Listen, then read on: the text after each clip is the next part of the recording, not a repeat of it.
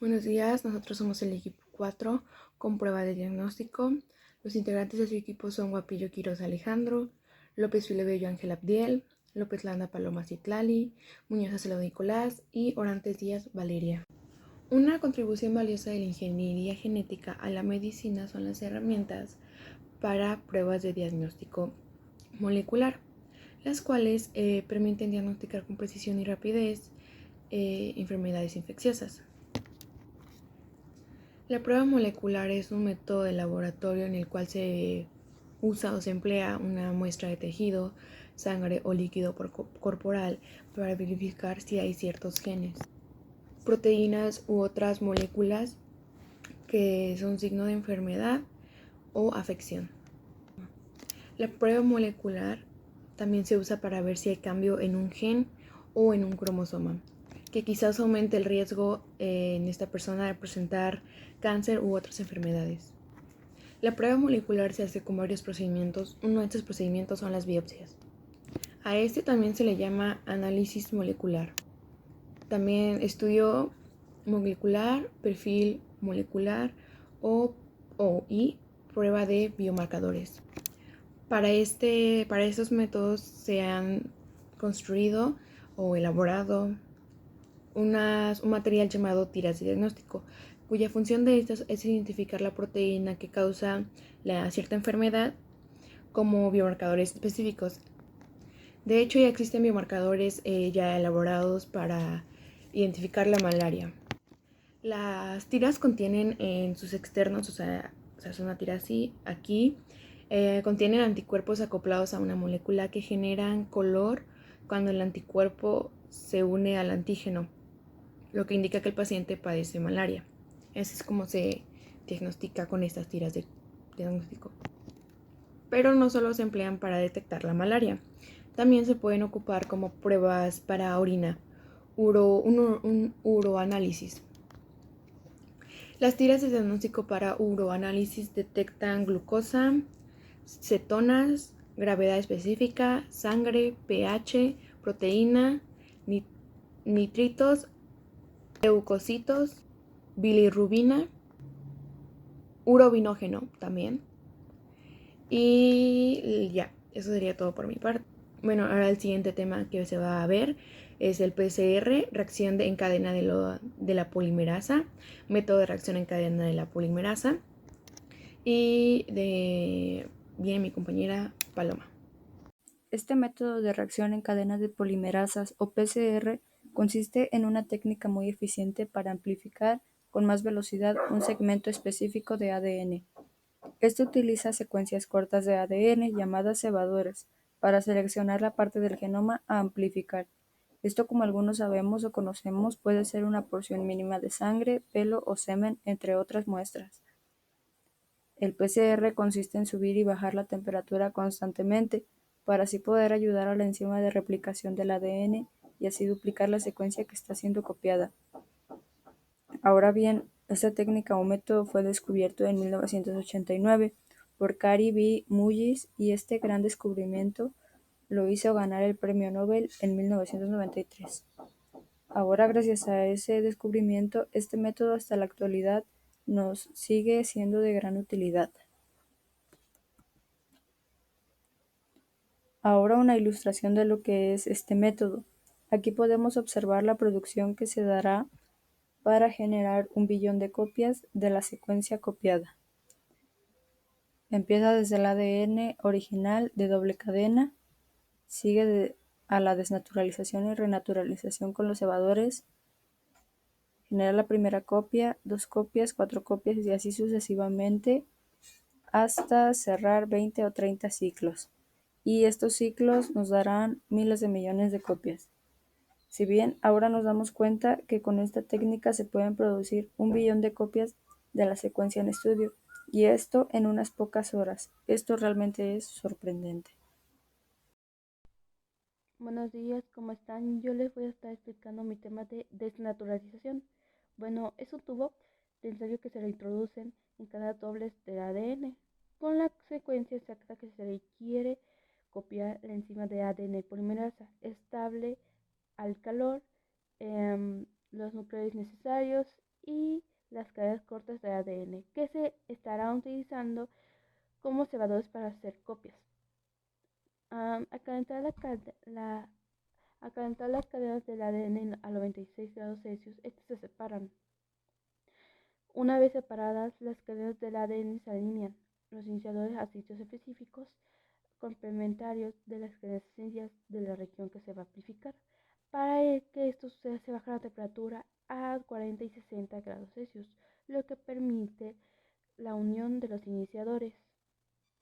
Finalmente se sintetiza una nueva cadena en sentido 5 a 3, para lo cual se incrementa la temperatura por lo general a 72 grados Celsius, porque es la temperatura óptima a la cual el ADN polimerasa se une a los iniciadores y comienza la replicación.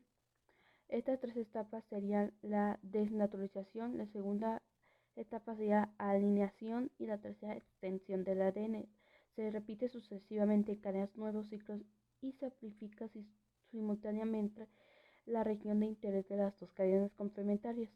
Los productos generados aumentan su concentración de manera exponencial porque cada cadena nueva copia sirve del molde en los ciclos subsecuentes, dando origen a millones de copias de fragmentos seleccionados. Y bueno, ese sería mi tema. Muchas gracias. Y pues ya. Hola, mi nombre es Alejandro Guapio Quiroz y pues bueno, yo les voy a explicar qué es la hibridación. La hibridación es el proceso por el cual dos cadenas complementarias simples de ácidos nucleótidos como lo son el ADN y el ARN se juntan o se unen con la finalidad de crear una sola molécula de doble cadena con el apareamiento de las bases. Este proceso se logra a través del enfriamiento de las cadenas y de los segmentos cortos que se conocen como cebadores. Esto permite que formen enlaces de hidrógeno con los externos y la secuencia diana, que es el segmento que se quiere duplicar. Bueno, también existe otro proceso que es completamente inverso a este, que es con el fin de separar las cadenas, que se basa en el hecho de calentar las cadenas para romper los enlaces y poder separar las cadenas y obtener dos segmentos distintos. De hecho, este proceso es muy importante en los laboratorios en relación a las técnicas de polimerasa y la hibridación de Southern. Y pues bueno, eso es todo por mi parte. A continuación sigue mi compañera Paloma. Si bien el PCR consiste de 4 fases, la fase número 3, llamada extensión, consta en dejar actuar a la polimerasa. Esto eleva la temperatura de 75 a 80 grados, pero comúnmente se queda en 72 grados gracias al apoyo de la enzima ADN polimerasa, conocida también como Taq polimerasa, la cual es termoestable a las temperaturas elevadas, en las que ya no sirve funciona el ADN humano o de otros seres vivos o especies. Aquí, en este proceso, o en esta fase, esta enzima extiende los cebadores y sintetiza nuevas cadenas de ADN que pueden ser aplicables en la genética molecular. Aquí tenemos una explicación más breve de lo que es la extensión. Y ahora en esta imagen nos muestra el proceso completo del PCR, pero ahorita lo que nos interesa es la fase 3, que es la extensión. Comienza aquí. Aquí, ya tomando el molde de ADN, se sintetiza la cadena complementaria y partiendo del cebador como soporte inicial necesario para la síntesis de nuevo ADN. Aquí ocurre toda esta fase y finalmente pues sigue a la fase 4 y nos da como resultado finalmente la amplificación exponencial del producto. Ahora, conmigo es la parte de los resultados, ¿ok? Varía, por ejemplo, en la prueba de PCR o la reacción en cadena de la polimerasa, es una reacción química que los biólogos moleculares utilizan para amplificar fragmentos de ADN. esta reacción nos permite que unos pocos fragmentos de ADN se repliquen en millones o miles de millones de copias. Ahora, con electroforesis es un gel de agarosa que se separan los fragmentos amplificados y posteriormente se tiñen con material radioactivo u fluorescente para que puedan observarse con luz ultravioleta a fin que el experto ya pueda interpretarlos a partir de ese momento.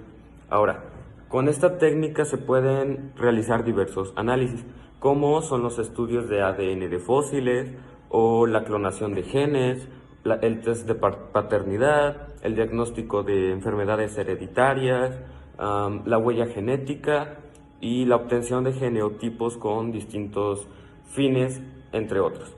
Ahora, cuando se utilizan para obtener la huella genética, se pueden sintetizar de la manera siguiente.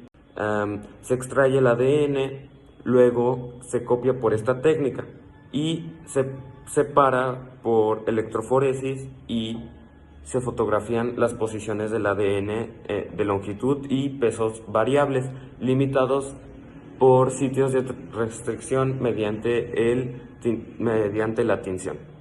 Ahora, después de mí, procede mi compañera Valeria con nuestro caso clínico, bueno, el caso de nuestro equipo. Gracias y hasta luego. Bueno, yo les estaré explicando mi caso clínico de PCR, que sigue la parada de cardiorrespiratoria PCR.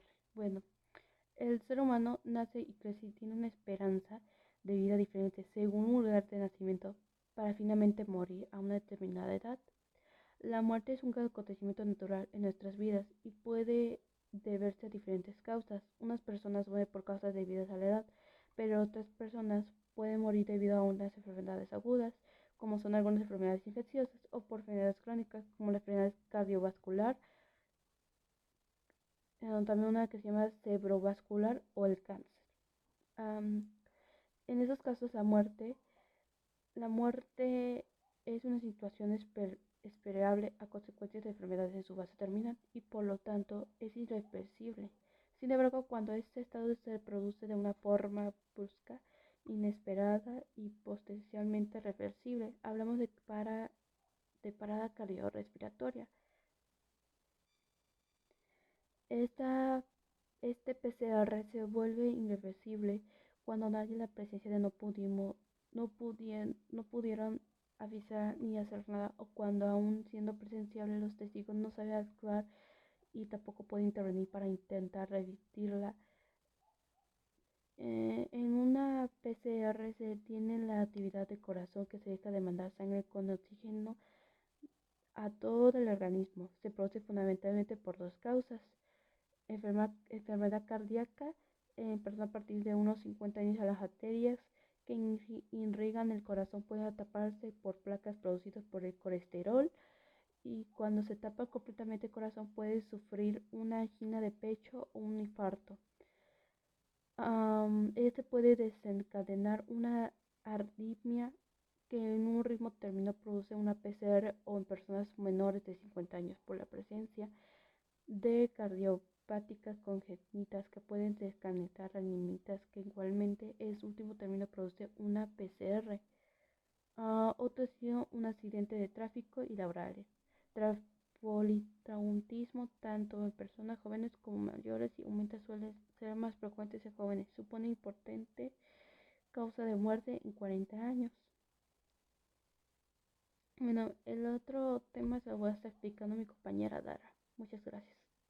Continuando con la explicación de mi compañera Valeria del caso clínico, hay otras situaciones en las que el corazón deja de funcionar, pudiendo conducir también una PCR en situaciones. Estas situaciones son atragantamientos en adultos y niños, traumatismo en adultos y niños, ahogamiento en adultos y niños, intoxicaciones en adultos y niños, síndrome de muerte súbita del lactante o infecciones respiratorias en los niños.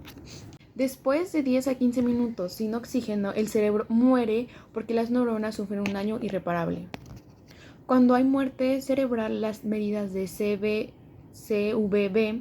no servirán para nada. Por eso es importante que toda la población sepa realizar maniobras de RCP para poder actuar lo antes posible. Si se produce una PCR, debemos actuar de manera precoz y ordenada. Actuar de manera precoz es fundamental, ya que el cerebro puede morir de 5 a 10 minutos sin aporte de oxígeno. Pero si sabemos qué hacer cuando nos da una PCR, podemos aguantar hasta 20 minutos o más, dando tiempo a que lleguen médicos avanzados. Es importante saber que cada minuto que pasa una PCR disminuye un 10% de supervivencia. En Europa se producen unas 70.000 PCRs al año, una cada 45 segundos. Y en España, 25.000. De todas ellas, solo un 12% de la población responde iniciando con maniobras de RCP. Si toda la población supiera abordar la PCR, del 5% de los afectados que llegarían a recuperarse totalmente tras una RCP eficaz. Podríamos convertir una cifra en un 40-45%. La forma de abordar una PCR es siguiendo la llamada cadena de supervivencia que difiere según la persona sea adulta o niño lactante. Esta cadena consta de 5 eslabones y todos ellos son de igual importancia. Si uno de ellos se rompe, la cadena no funciona. La población tiene que saber manejar perfectamente los primeros eslabones y para ello es muy importante que se forme y se recicle su conocimiento. Y esto ha sido todo por el caso clínico. Ahora viene mi compañero Ángel Abdiel López Filobello con nuestra conclusión de nuestro tema pruebas de diagnóstico.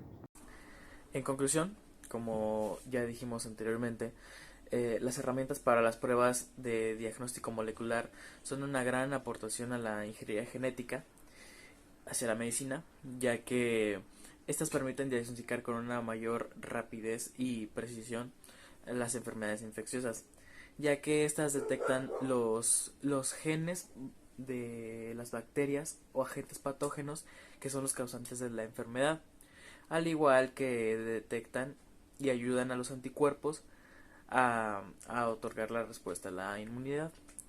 Gracias a estas se ha desarrollado el material genético llamado tiras de diagnóstico. Estas tienen como una función identificar las proteínas que causan la enfermedad con biomarcadores específicos. También el método de reacción en cadena de polimerasas es una muy valiosa aportación a la ingeniería genética hacia la medicina, ya que ésta puede amplificar una muestra de ADN con una mayor velocidad y también se puede ayudar a la identificación genética a partir de una porción mínima de muestras genéticas. Y gracias a esta técnica se pueden realizar diversos análisis, tales como las pruebas en fósiles, o sea, el ADN de fósiles, la clonación de genes, el test de paternidad y entre otras cosas. Gracias a estas herramientas y métodos hemos podido dar unos grandes avances en la ingeniería genética. Estas herramientas y métodos pueden ser las bases o tal vez ya son las bases para más herramientas y más métodos en la ingeniería genética o incluso en otras áreas. Bueno, espero que les haya gustado nuestra exposición en un video y gracias.